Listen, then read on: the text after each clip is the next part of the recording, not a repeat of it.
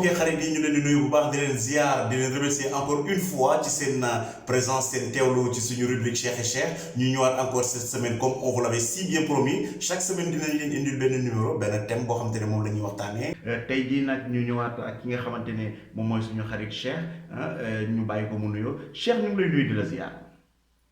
oui merci beaucoup mbokk yi maa ngi leen di nuyuwaat bu baax di leen fay di leen ziar di leen remercier ci teewlu bi ngeen di teewlu suñu rubrique bu baax a baax merci.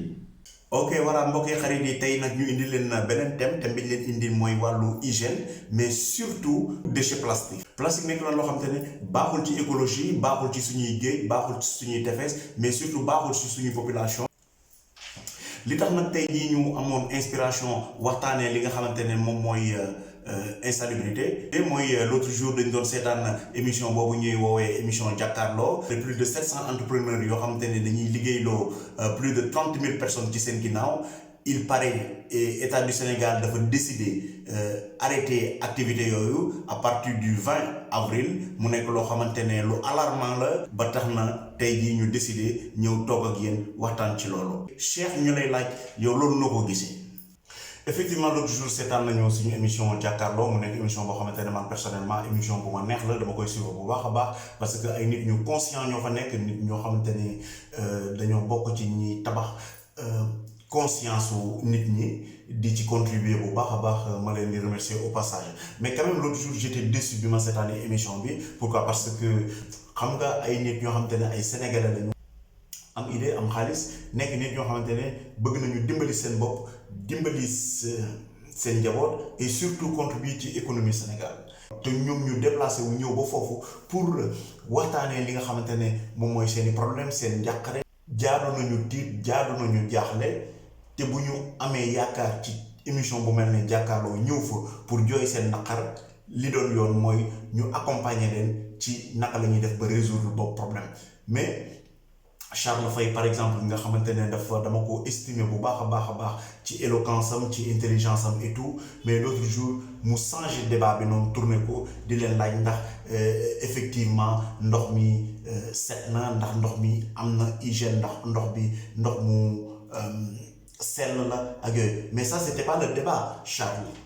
le débat c'était pas ça entrepreneur yooyu nga xamante ne dañoo investir xaalis jël 30 000 personnes teg leen seen ginnaaw ñuy liggéey. gouvernement du Sénégal avec son ministre ñu jël ultimatum teg ko seen kaw ne leen dans 2 mois da ngeen éliminer loolu pourquoi parce que dañoo war a éliminer mbuus ci Sénégal loolu rek débat la woon mais bu ngeen jëlee njàqare yi nit ñi nga xamante ne ñoom ñoo indi débat boobu tourner ko ci beneen forme tourner ko ci beneen sens ba nga xamante ne li leen taxoon a jóg daanaka du ñu ko mën a résoudre parce que temps bi bëriwul.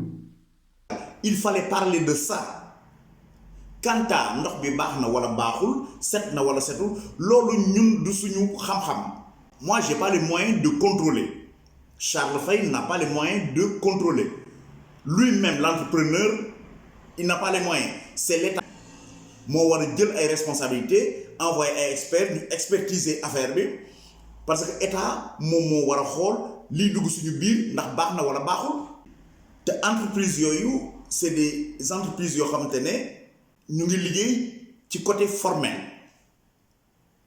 donc l'état mooy contrôler loolu mais état moom responsabilité mooy mu contrôler liy dugg ci biiru nit ñi donc Charles tu n'avais pas le droit ngay jël débat bi di ko yóbbu feneen. ñun nag en tant que citoyen ñu toog fii suñuy kër toog suñuy lool jooy ko bokk Sénégalais partager li nga xamante ne mooy suñu xalaat ni ñu ko gisee c'était juste ça. voilà Cheikh merci beaucoup mais tamit ñu bëggoon a xam ndax loolu mën na impacter dara ci suñu réew parce que tant que impacté wul suñu société impacté wul social impacté wul famille yi quand même mën na nekk loo xamante ne nii amul benn danger. wala yow loo gis ci loolu. merci beaucoup Cheikh xam nga loolu dafay impacter société bu baax a baax li tax muy impacter société bi mooy bu ñu delloo tuuti ci ginnaaw Sénégal ñun bi ñuy nekk xale mais même pas il faut juste reculer vers 10-15 ans en arrière ñëpp gis nañ ndox nan lañ ko daan jaayee Sénégal da nga doon jël sa paanu ndox di tànk sa pot di jël di def ci mbuus yi donc ci ban état d'hygiène nga koy defee nit ñi xamuñu woon mën nga jël sa paanu fóotukaay di ci def sa ndox di jaay nit ki moom na gis mbuusu ndox mi mu sedd rek mu naan il ne cherche pas à comprendre. donc àdduna di dem ba ay nit gis ne lii nii am na lu ko gën a wér mooy ñu jël ndox dugal ci usine bi dem segg seen ndox jënd seeni machine jël seeni emploi di jël ndox bi di ko def ci sachet ba population sénégalaise bi yëpp gis ci seen bopp ba tax na saa boo demee ci ngénte ci màggal ci xew ci tour de famille ak loo mën a gis même boo demee marché par exemple sénégalais lambda bi borom pousse-pousse bi le tailleur ki nga xamante ne day jaay le marchand ambulant ku ci soxla ndox rek day jàll ñëw ci borom ndox bi ne ko jaay ma mbuusu ndox mu jaay ko mu jël mu naan et voilà. loolu nekk yoo xamante ne ni ay avancement la parce que régression baaxul dellu ginnaaw baaxul. état bi jël na yooyu prédisposition ne léegi day éliminer mbuus définitivement parce que loolu la tubaab yi wax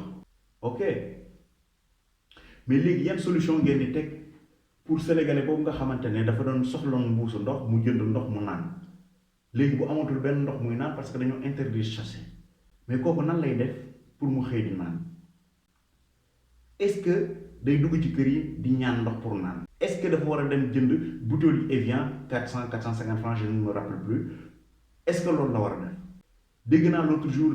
agent bi nga xamante ne dafay liggéey ci ministère bi mu ngi wax ne voilà moom doomam buy dem école dafay yóbbu ay gobelet voilà pour def ndox nangam mais loolu xale buy jàngi école mën na ko mais est-ce que ponkal moo xamante ne dafa nekk ci digg dëkk bi di xarmat est-ce que kooku mën na yore gurtu ndox di dox ak moom mënu ko. Et ça c'est le minimum donc nañu essayer envisager ñu xool ngénte bu daan xew Sénégal ay ngénte ay takk ay lu mu mën a doon dañu doon jël syndicat def ci ñeenti glace jël benn poto ndox def ci ñi nekk ci xew bi yëpp ci pot boobu la ñuy naanee et on parle d'hygiène ñun bi ñuy nekk xale dañuy daan ñëw ci benn programme même bu nekkul suñu programme sax ñu ñëw jël ci ndox mi tànk di fekk ñu ngi jógee ci football bi ñu ngi jógee ci bëri yi di tëbaka daanu et tout suñuy loxo tilim yenn saa yi sax ñu xooj ci suñu loxo ne serait-ce que pour jël ci benn classe def nañ ko ba tàyyi ay xale lañu woon loolu amul hygiène léegi est-ce que ñun dañoo war a delluwaat ci façon boobu yenuwul maanaam quoi même par exemple ay vers 88 89 10 11 12 yooyu yëpp mbuusu meew boo ko doon jënd dañ la koy laxasal ci këyit tey jii nii meew yi ñu ngi ci sachet yi boo daan jënd suukar dañ la ko doon laxasal ci këyit tey jii suukar mu ngi ci këyit yi boo daan jënd par exemple huile boo ko daan jënd diwlin ci mbuus muy am ay lënd lu nekk léegi suukar bi defar nañ ko ba mu rafet def ko ci ay sachet yooyu yëpp avancement la parce que dafa am ay citoyens yoo xamante ne dañoo décider contribuer ci économie réew mi ak li nga xamante ne moom mooy taaral réew mi ñu jël ko ñu defee ko noonu warga par exemple noonu lañ ko daan jaayee tey jii warga yëpp ñu ngi ci ay boîtes yu rafet nit ñi defar ko gën a jekk gën a civilisé. ok cher merci beaucoup mais li nga xamante ne moom la ñu bëggoon a xam mooy est-ce que du état du Sénégal dafa bëgg liggéey à ce que réew mi dafay set dootu ñu am mbalitu plastique ci mbedd mi buy taxawalu est-ce que du loolu moom moo tax ñu jël mesure yooyu xam nga tey man su ma déggee ñu naan voilà dañoo bëgg a mel ni tubaab yi et tout man je suis d'accord pour ñu mel ni tubaab yi ci wàllu environnement ñun nag Afrique dañoo set quoi ñun ñoo gën a set tubaab suñuy xool suñuy jëm suñu diine fexe na ba def ci ñun amuru set mooy abolition yi ngay def mooy sangu yi ngay def et tout donc set nañ ci yaram mais environnement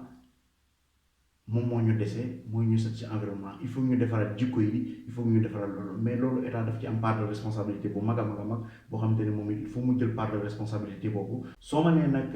tubaab yi ñoom nee nañu mbuus baaxul parce que baaxul ci suñu écosystème baaxul ci suñu environnement je suis d'accord mais tubaab bi dafa am beneen solution bu mu def moo tax ma ne alors dans ce cas nos dirigeants ils n'ont pas compris le discours parce que c'était pas pour éliminer li nga xamante ne moom mooy déchet plastique bi parce que tubaab bi du ñu bàyyi plastique te fasuñu ko yéene bàyyi ba ilaa yomi din duñu ko bàyyi par exemple li tax ma ne la tubaab bi ñoom du ñu bàyyi mbuus te fasuñu ko yéene bàyyi boo jëlee lii kii sachet la tubaab bi ñoom ñoo ko moom lii jógewul Sénégal xam nga ba léegi mu ngi ci seen marché bi kii par exemple lii fromage la li ko emballé nii mbuus la donc lii ay pomme de terre frite la donc ci plastique la nekk lii nii kii moo ci nekkoon pâte moo ci nekkoon pasta moo ci nekkoon mbuus la pour tubaab bi fa suñu yéene bàyyi mbuus mais dañu fexe nañu ba yar nit ñi ba nga xamante ne boo jëndatee say bagage nga jënd say loolu boo consommé li ngay consommé kii plastique la am na foo koy def li nga xamante ne papier la am na foo koy def li nga xamante ne bouteille en vitre verre da ngay am foo ko def li nga xamante ne moom mooy déchet humide bi nga jël ko ba am foo ko def noonu la tubaab bi organisé woo su fekkente ni ñun dañoo bëgg a jël exemple ci loolu nañu fexe yaraat nit ñi dañuy fexe ba yar nit ñi ba ñu am amuuru jël mbalit delloo ko def ko fa mu war a def mais mënoo xëy un bon jour nga éliminer lu toll noonu parce que déjà emploi amul 30 000 personnes du 3 000 personnes du 300 personnes dafa bëri entrepreneurs yooyu dañ leen jàppale nañ leen encourager nañ leen dooleel ndax loolu bokk na ci li nga xamante ne moom mooy defar réew bu ñu sacrifier doomu Sénégal noonu parce que du dëgg du yoon. bien mais bu fekkonte ne tey par exemple da nga am baat ci réew mi yow est-ce que am nga solution ci loolu par rapport ak fléau boobu am na loo ci xam am na loo ci mën a dolli ou pas. man sama xam-xam nekkul ci côté boobu mais un minimum am naa ko ci na état du Sénégal tabax ay hangar ci région du Sénégal yépp muy def récupération plastique bi bu état du Sénégal tabaxee ay hangar ne à partir d'aujourd'hui damay jënd plastique maa ngi koy jëndee tonne plastique maa ngi koy jëndee temps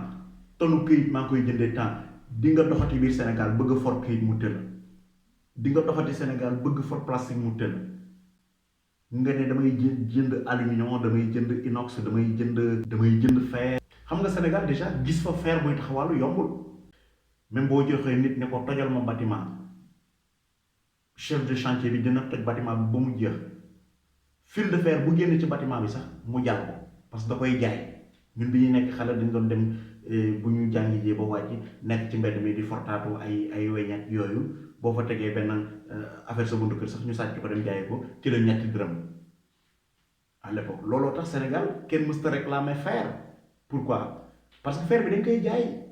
nañu fexe ba mbuus yi nga xamante ne ñooy taxawal ci mbedd bi na ko état di jënd pour di ko recycler. gis nga ñun dañuy dem Allemagne chaque été am na benn dëkk boo xamante ne mu ngi tudd Boursenbruck am na benn bu tudd Budenbach dañuy organiser festival bu mag a mag boo xamante ne mu ngi tudd Reggae Jam boo fa demee donc il y a plus de 14 000 personnes yoo xamante ne ñoom ñooy nekk ci festival boobu def fa une semaine. da ngay gis pagaille de gauche à droite day fees del mais gis nga bu fête bi jeexee le surlendemain gouvernement bi day mobiliser ñëpp ñi nga xamante ne ñoom ñooy nettoyeurs yi ñu war a ñëw nettoyer foofu mais daanaka du ñu am lu ñu nettoyer parce que man personnellement damay jël sama oto remplir ko ba mu fees del ak ay bouteilles en plastique su ma ñëwee ci seen supermarché yi am na ay machines yu mag a mag yoo xamante ne nii da ngay jël bouteille di ko fa dugal boo dugal rek mu jox la 50 centimes. état bi moom mooy jënd plastique boobu noonu pourquoi parce que da koy recycler encore une fois amuñu matière première ñoom li nga xamante ne consommateurs yi consommé nañ ko ba pare moom la ñuy jël récupérer ko toggaat ko bu ñu ko toggaatee ci la ñuy génn waat plastique encore duñ ko dem jëndi këyit gi nga xamante ne moom la ñuy jël consommé ko ba sànni ko ñoom dañuy récupérer waat këyit yi këyit boobu la ñuy recycler encore une fois pour génn ci beneen këyit moo tax Occident kenn du fa dagg garab parce que këyit gi nga xamante ne moom la ñu jëloon consommé ko pare këyit boobu la ñuy jëlaat defaraat ci beneen këyit on parle d'écologie on parle d'environnement kon ñun Afrique nañu éviter aussi di dagg garab yi ñuy recycler li nga xamante ne moom mooy li ñu consommé ba pare déjà ay pays yu pauvre la ñu bëgg dem di jëndiwaat toujours lu bees c'est pas possible tubaab yi nga xamante ne avancé nañ ci benn avancement bi ñoom sax duñu ko def par rapport ak ñun léegi nag nan la ñuy defee loolu ñu ngi ñuy jox exemple ci Rwanda comparaison boobu sax man ànd naa ci xam nga lu tax parce que bu doon ci tubaab yi la ñu ne tubaab la mais Rwanda ay africain lañu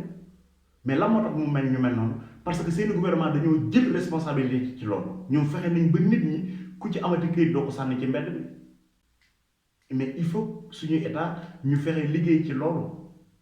yaraat nit ñi xamal leen lan mooy loolu ñu wàññi émission yi nga xamante ne foo ree la ñuy am ay émission yoo xamante ne dañ ciy transmettre ay valeurs culturelles ay valeurs morales di jàppale nit ñi ñu xam loolu lu muy jëriñ. am na ñoo xamante ne sànni mbalit ci mbedd pour ñoom amul dara lu muy yàq ci société bi. man bi may jógee Sénégal sénégalais laa woon boo xamante ne ni comme sénégalais yëpp man daanaka tubaab yi ñoo ma yar ci côté boobu dootuma jël benn këyit di ko sànni n'importe où bi may doog a ñëw yooyu laa doon def mais sama kër dañ ma jox ay pôle yu dul jeex fi may def mbalit bu humide bi fi may def plastique fi may def këyit fi may def bouteille. bu dee da ngeen ni ci tubaab bi ngeen di jëlee exemple bi tubaab bi doxewul noonu dégg na ñuy wax waxu mala ne voilà plastique bi ñuy lakk day dugg ci dënnu nit ñi mooy joxe nangam mooy joxe nangam mooy nangam man je suis d'accord mais depuis 60 ak léegi Sénégal bi mu amee indépendance léegi mu ngi bëgg a yàgg nag quand même mais pourquoi pas état bi construire fu ñuy lakkee mbalit mi indi ay incinérateur ñuy lakk mbalit mi tubaab yi ñoo ñu ëppale mbalit foofu mais dinañ ko lakk ba mu jeex. incinérateurs yi dañuy am ay pots d'échappement yoo xamante ne day nekk à 300 mètres d'altitude fi muy dégager saxaar bu bon boobu du mën a yegg ci dënnu nit ñi parce que man mbalit mi nekk sama kër man maa ko moom mais du moment où ma jël mbalit mi teg ko sama buntu kër ba état romb jël ko oto mbalitam état moo ko moom mais qu'est-ce qu'il fait day jël lépp yóbbu ko ba mu ba sànni ko fa quelques jours après mu taal ko. boo ko taalee saxaar bu bon bi nga xamante ne moo nekk ci biir mbalit mi ñi nga xamante ne ñoo dëkk aux alentours ñooñu ñooy la saxaar bi di infecté yàq seeni poumon yàq seen loolu yàq seen wér-gu-yaram léegi nag état yow nga am courage wu ni ñii di produire ndox ci mbuus yi ñoo indi loolu mais tooñ baaxul Sénégal ñoo ko bokk nañu éviter loolu nañu fexe am ay bennes basculantes nañu fexe am ay incinérateur yi tubaab yi am di ci lakk mbalit mi fii am na ñoo xam ne buñ deewee sax nee nañ bëgguñu ku leen di suul dañ leen di yóbbu lakk leen ba ñu ñor ñu nekk pëndax ñu jël seeni mbokk jox ñu def lu leen neex nit ñi duñ ko yëg duñ ko sentir. léegi mën nga ma ne nit ñi amaguñu boobu xalaat ku jël sa mbuus da koy sànni ku jël sa këyit da koy sànni te sànni mbuus arrangé wu problème bi parce que boo sànniwul mbuus nit ñaa ngi sànni këyit. Le gars là du ministère je vous propose à ce que au lieu de mbuus bi sachet boo xamante ne en papier lay doon bu fekkee da ngay sànni sachet en plastique bi mais ku la jox sachet en papier tamit nga sànni ko nit ñi ñoo bëgg sànni ci mbedd mi orange sax ni da koy lekk ba mu jox mu sànni banana da koy lekk mu jël ko mu sànni ci mbedd mi yàlla na yàlla dimbali yàlla nañ yàlla may xolu góorgóorlu te bañ a jiiñante kenn bañ a yàq moroomam. ñun ñooy état du Sénégal mooy ñun suñu intérêt mooy Sénégal dox nañu xool li ci rafet ñu def ko li ci ñaaw nañ ànd sànni ko nañu bàyyi jiinjante ak xaraxante baaxul. waaw ñu leen di jaajëfal di leen joxaat dig daje ba semaine prochaine di leen remercier bu baax a baax ci seen teewlu seen présence am na solo ci ñun. di wax mbokk yi xarit yi mën ngeen ñu suivre ci suñu page YouTube il suffit juste nga taper rubrique Cheikh et Cheikh. bu ko defee ngeen mën a suivre suñuy vidéo hebdomadaire chaque semaine dana am benn thème bu ñuy waxtaanee automatiquement di ngeen ko mën a seetaan. Voilà, merci encore une fois. On souhaite à toutes et à tous de garder la fraîcheur du soir et de passer une nuit paisible. Peace and love. Ba semaine prochaine, Inch'Allah.